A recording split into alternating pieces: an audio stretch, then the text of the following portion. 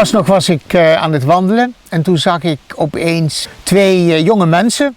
En daar viel mijn oog op. Ik denk eens even kijken wat die gaan doen. En met de telefoon in de hand gingen ze, denk ik, naar zo'n app. En ik zag ze bukken, ik zag ze met die app naar plantjes toe gaan. En ze waren met elkaar volop in gesprek, weer aan het kijken. En ik denk dat ze heel bijzondere, voor hun althans heel bijzondere plantjes op dat moment zagen, waarvan ze wilden weten, wat is dat nou wat we hier zien? En toen ik dat zag, riep dat bij mij eigenlijk vooral op, goh, ik zou hier nu zo aan voorbij gelopen zijn. Ik zou gewoon niet gezien hebben dat bijzondere dat die twee mensen daarin zagen.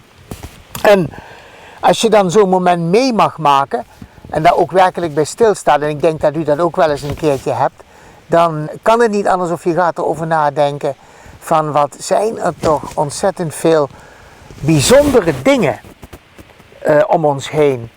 Veel meer dan ik kan bevatten. En wat gaan we überhaupt aan veel dingen klakkeloos voorbij. En als je dan nog iets verder denkt, dan brengt zo'n moment me ook bij het begin van de Bijbel, waar in het boek Genesis eigenlijk beschreven wordt hoe alles door God geschapen wordt. De grote dingen, maar ook het allerkleinste wordt door God geschapen. Aan hem, aan zijn scheppende kracht, gaat eigenlijk niets voorbij. En als je dan die schepping bekijkt in zijn grootsheid, en daarom staan we ook hier op een plek als deze in Zeeuws-Vlaanderen, dan kun je niet anders zeggen, wat is de schepping van God? Een prachtige schepping, wat past het allemaal heel mooi in elkaar. Geloof, hoop en liefde in een heel klein stukje mooie omgeving. Als sluitstuk van alles wat God schept, schept God de mens. Man en vrouw schept hij hen. Naar zijn beeld worden zij geschapen. Beste mensen, we weten ook hoe het verder gaat. God is een God van liefde, God is een God van vrijheid. En de mens leeft niet als een trekpop, maar, zo zegt God, je mag alles gebruiken, je mag alles doen, maar van die ene boom, van die vruchten, van die ene boom, daarvan moet je ver vandaan blijven. De boom van kennis van goed en kwaad. En ja, precies dan en precies daar gaat het mis. Want dat is toch te veel gevraagd voor de mens. De uitdaging is te groot.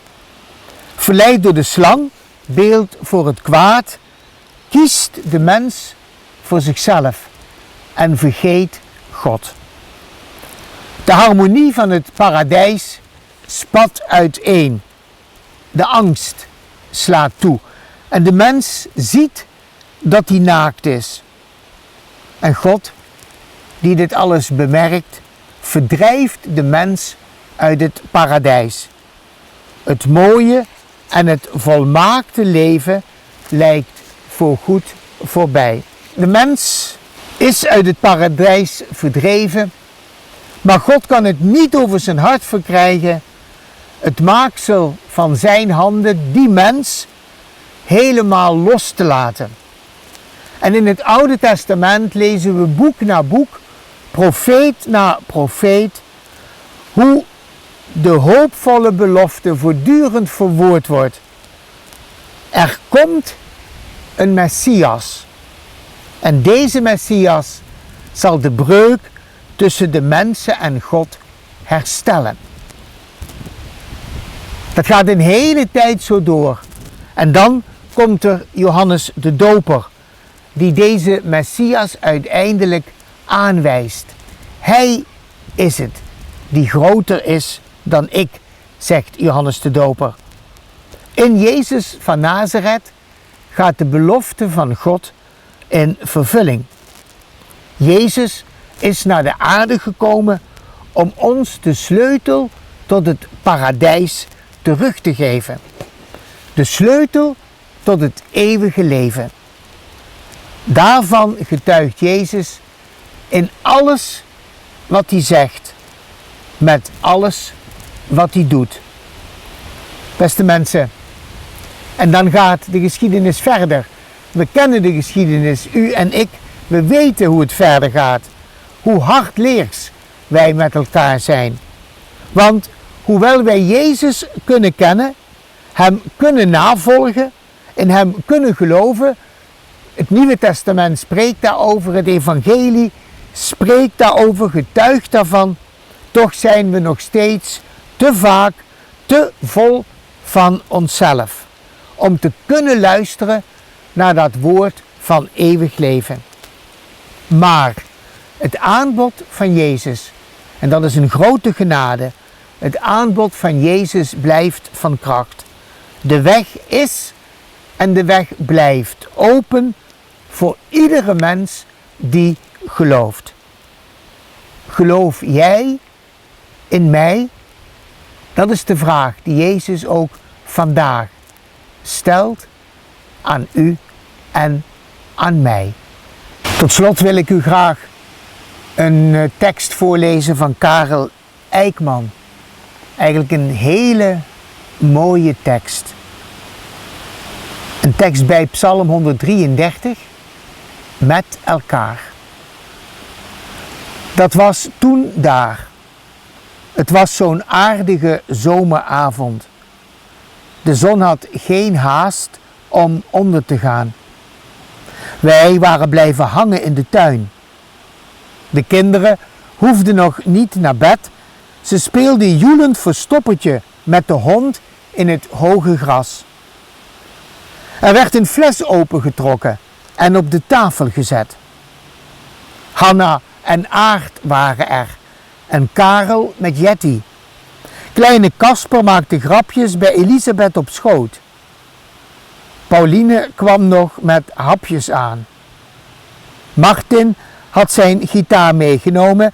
Hij speelde Beatles en Katja wist de woorden. Het refrein neurden we allemaal mee. Liefde is alles wat je nodig hebt. Dat was toen daar. Ik zag de mensen om me heen op wie ik zo gesteld ben. Mijn hart was gelukkig om ons bij elkaar in het zachte schemerlicht. Dat was toen daar. Ik weet nog dat ik dacht, als het ergens is, is het hier. Als het ooit is, is het nu. Dit is de plek waar God zou willen wonen. Volgens mij kan Hij zo aanschuiven. Hier geeft de Heer zijn zegen, vrede en alle goeds.